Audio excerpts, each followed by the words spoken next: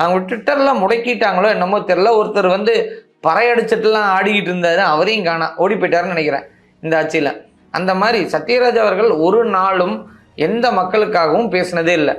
ஒருவேளை ஒரு கூத்தாடி அரசியல்னு சொல்றாங்களா, அதுதான் பண்றாரோ? அரசியல்ல இதெல்லாம் சாதாரணமாப்பா.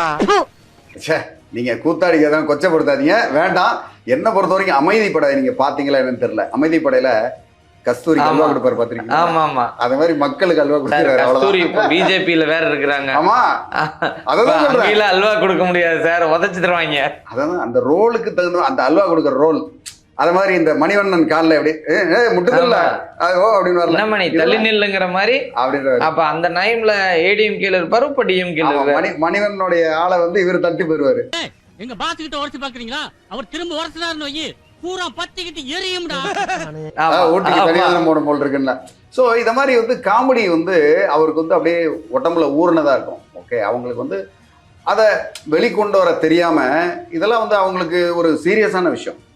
அவங்க மனதால அவங்க எம்ஜிஆரா மாறிடுறதும், மனதால பெரியாரா மாறுறதும், மனதால இப்ப டிஎம்கே காரரா மாறுறதும், மனதான நாளைக்கு எடப்பாடிக்கு கூட மாறினால் மாறுவார்.